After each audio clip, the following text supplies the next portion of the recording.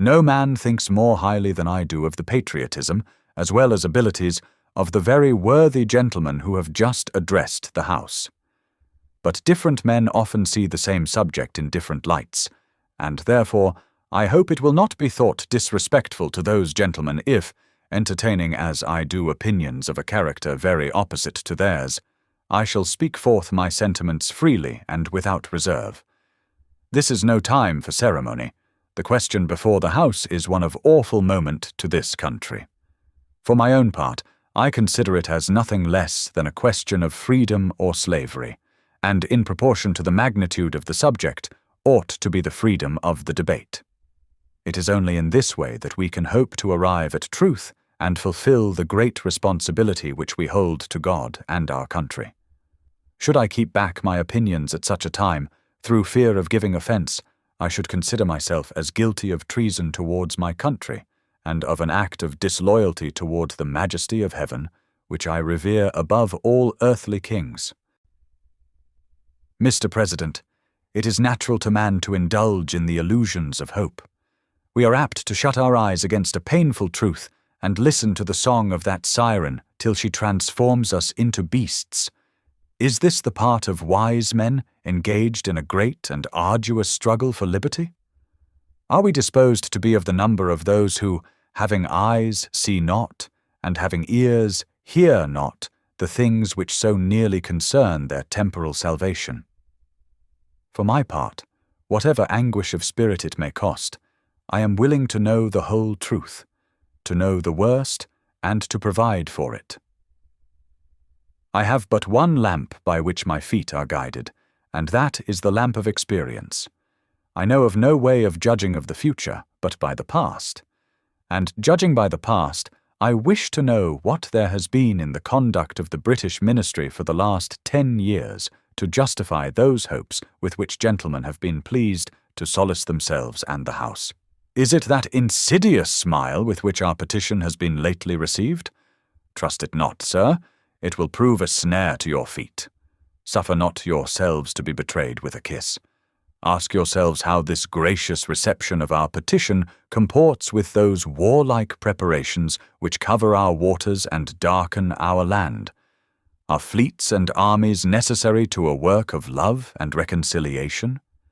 Have we shown ourselves so unwilling to be reconciled that force must be called in to win back our love? Let us not deceive ourselves, sir.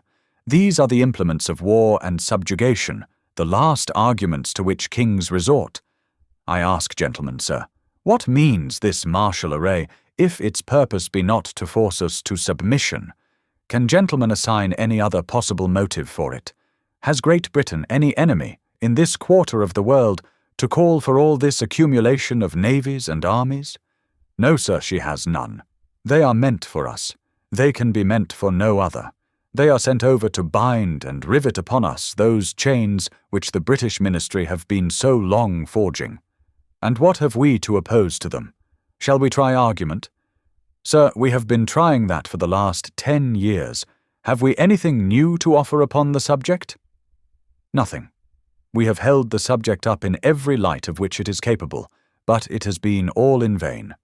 Shall we resort to entreaty and humble supplication? What terms shall we find which have not been already exhausted?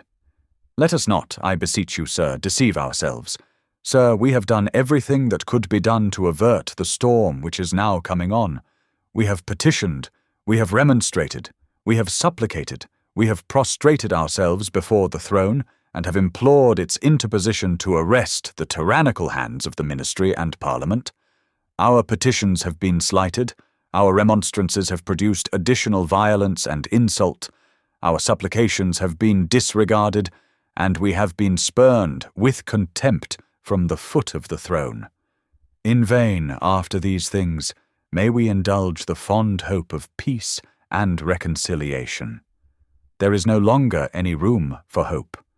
If we wish to be free, if we mean to preserve inviolate those inestimable privileges for which we have been so long contending, if we mean not basely to abandon the noble struggle in which we have been so long engaged, and which we have pledged ourselves never to abandon until the glorious object of our contest shall be obtained. We must fight. I repeat it, sir, we must fight. An appeal to arms and to the God of hosts is all that is left us. They tell us, sir, that we are weak, unable to cope with so formidable an adversary. But when shall we be stronger? Will it be the next week or the next year? Will it be when we are totally disarmed, and when a British Guard shall be stationed in every house? Shall we gather strength by irresolution and inaction? Shall we acquire the means of effectual resistance by lying supinely on our backs and hugging the delusive phantom of hope, until our enemies shall have bound us hand and foot? Sir, we are not weak if we make a proper use of those means which the God of nature hath placed in our power. The millions of people, armed in the holy cause of liberty, and in such a country as that which we possess, are invincible by any force which our enemy can send against us. Besides, sir, we shall not fight our battles alone. There is a just God who presides over the destinies of nations, and who will raise up friends to fight our battles for us. The battle, sir, is not to the strong alone. It is to the vigilant, the active, the brave. Besides, sir, we have no election. If we were base enough to desire it, it is now too late to retire from the contest. There is no retreat but in submission and slavery. Our chains are forged. Their clanking may be heard on the plains of Boston. The war is inevitable, and let it come. I repeat it, sir, let it come. It is in vain, sir, to extenuate the matter. Gentlemen may cry, peace, peace, but there is no peace. The war is actually begun. The next gale that sweeps from the north will bring to our ears the clash of resounding arms. Our brethren are already in the field. Why stand we here idle? What is it that gentlemen wish? What would they have? Is life so dear, or peace so sweet, as to be purchased at the price of chains and slavery? Forbid it, Almighty God.